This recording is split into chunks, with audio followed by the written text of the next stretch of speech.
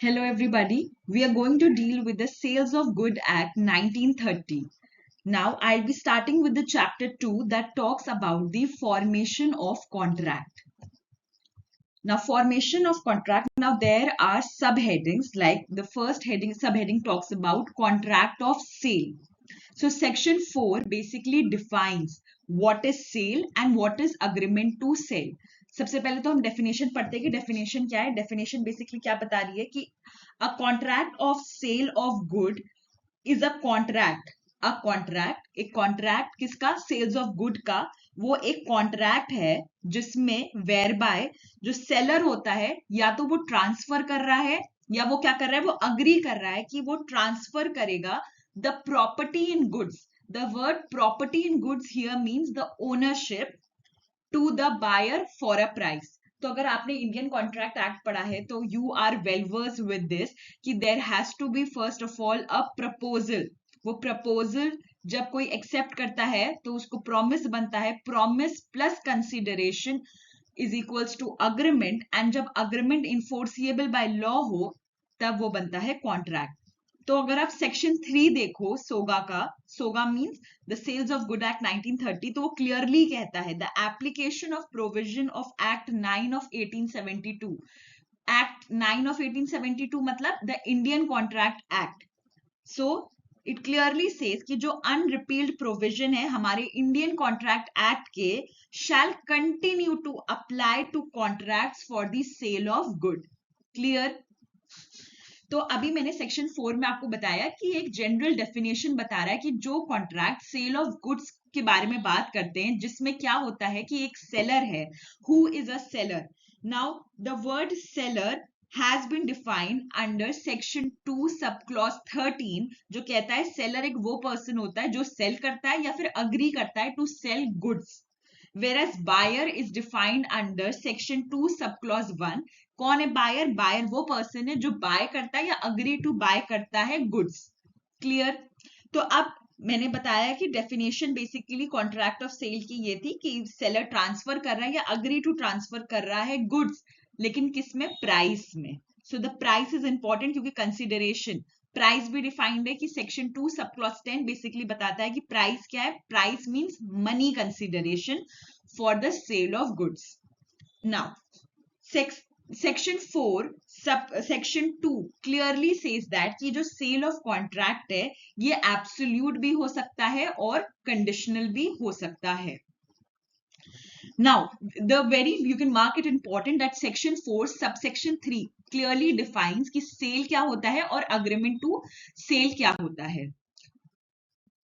So basically cell क्या है कि जब आप अपनी जो गुड्स हैं या जो ओनरशिप ऑफ गुड्स हैं सेलर बायर को तुरंत इमीडिएट ट्रांसफर कर रहा है, उसको हम क्या कहते हैं? सेल.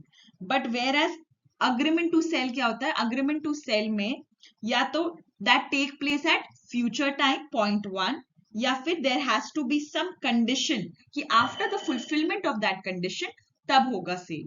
तो बेसिकली सेल और अग्रीमेंट टू सेल हमारा डिफाइंड है सेक्शन 4 सब सेक्शन 3 में. तो सेल क्या होता है कि जो जिसका इमीडिएट ट्रांसफर हो रहा है उसको हम सेल कहते हैं. लेकिन अग्रीमेंट टू सेल सेल से कैसे डिफर करती है? जहां पर या तो कोई पर्टिकुलर फ्यूचर टाइम दे रखा हो या फिर ये कह रखा हो कि ये कंडीशन जब फुलफिल हो जाएगी तब हम अब सेल करेंगे. अब section 4 sub clause 4 sub section 4 basically ये कहता है कि अग्रीमेंट टू सेल सेल कब बनेगी? तो अग्रीमेंट टू सेल सेल तब बनेगी जब टाइम, जो फ्यूचर टाइम हमने कहा था कि इस समय हम करेंगे, वो लैप्स हो जाए, वो आ जाए, या फिर जो कंडीशन हमने कही थी कि पहले ये फुलफिल हो जाएगी तब होगा, तब आपका वो अग्रीमेंट टू सेल सेल में कन्वर्ट हो जाएगा. Now we move to the another subheading that talks about what are the formalities for a contract. Now, section 5 talks about how contract of sale made. So it is exactly the same how you make a contract. So first of all, there has to be an offer. And who will give the offer? The offer can be given by the seller or the buyer. The seller will give the offer to buy, or the buyer will give the offer to sell that particular good for a price. then such offer has to be accepted. So basic फंडा is कि जब offer है, जब वो accept होता है तो वो क्या बनता है, वो प्रॉमिस बनता है. प्रॉमिस में जब consideration, the word here in SOGA is used as price, जब जुड़ेगा तो वो एक अग्रीमेंट बनेगा, और अग्रीमेंट जब इन्फोर्सिएबल हो सकता है, इन्फोर्सिबिलिटी ऑफ लॉ हो, तो वो कॉन्ट्रैक्ट बनेगा. नाउ सबसेक्शन 2 टॉक्स अबाउट कि ये जो आपका मोड ऑफ परफॉर्मेंस क्या रहेगा. पहले तो ये भी बताता है कि मोड ऑफ परफॉर्मेंस क्या है, कि आप कॉन्ट्रैक्ट में ये लिख सकते हो कि ये इमीडिएट डिलीवरी हो जानी चाहिए गुड्स की, या इमीडिएट पेमेंट चाहिए हमें प्राइस का, या तो दोनों इमीडिएट, तुरंत प्राइस भी दो तुरंत गुड्स भी दो, या तो हम इंस्टॉलमेंट में ले सकते हैं डिलीवरी और पेमेंट, या फिर हम पोस्टपोन कर सकते हैं फ्यूचर टाइम में. So it depends upon the terms and conditions that the parties right in the contract.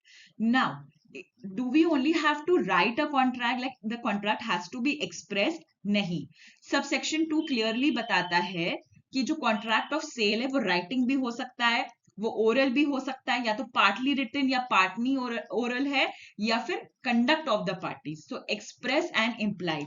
As per section 9 of the Indian contract act, sales of good act भी यही कहता है कि जो आपका कॉन्ट्रैक्ट है वो ओरल हो सकता है, इम्प्लाइड हो सकता है, या फिर रिटन हो सकता है, या तो पार्टली रिटन या तो पार्टली ओरल हो सकता है. Now we move to the next heading that talks about the subject matter of contract. Subject matter of the contract क्या हो सकता है? Subject matter of the contract तो goods होगा. अब goods बहुत तरीके के इसमें बताए गए हैं, जैसे कि एक existing good होता है, एक specific good होता है, एक future good होता है. तो specific good और future good तो defined है. Existing good की जो good हो, present हो seller के पास. Now, section 6 basically tells about there are two goods, existing or future goods. Future good is defined under section 2 subclause 6, जो बताता है कि ऐसे goods जो अभी मैन्युफैक्चर होने हैं, प्रोड्यूस्ड होने हैं, अक्वायर होने, कब, जब कॉन्ट्रैक्ट ऑफ सेल बन जाएगा. तो जब कॉन्ट्रैक्ट बन रहा है तब नहीं है ये गुड्स, ये जैसे ही कॉन्ट्रैक्ट बन जाएगा उसके बाद ये मैन्युफैक्चर होंगे, प्रोड्यूस होंगे या अक्वायर होंगे. तो बता रहा है कि जो subject matter of the contract है, या तो वो एग्जिस्टिंग गुड्स होने चाहिए जो सेलर के पास हैं, या फिर वो फ्यूचर गुड्स होने चाहिए जो डिफाइंड है.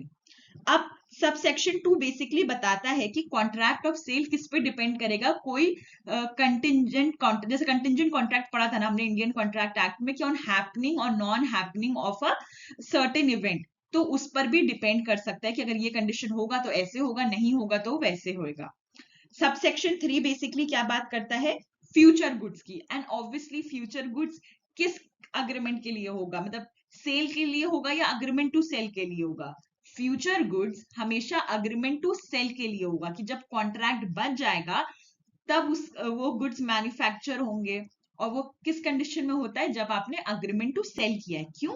क्योंकि सेल के केस में आपको इमीडिएट पोजेशन देना पड़ता है, there is a transfer of ownership immediately, whereas in agreement to sell एक फिक्स्ड प्राइस टाइम होता है कि इस पर्टिकुलर फिक्स टाइम पर होगा, या फिर ये कोई कंडीशन फुलफिल हो जाएगी पहले, तब हम आपको सेल करेंगे.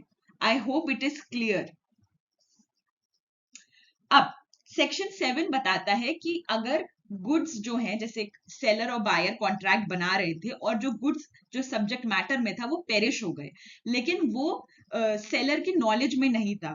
गुड्स आइडेंटिफाइड उस समय and agreed upon at the time of contract, लेकिन वो पेरिश हो गए, डैमेज हो गए.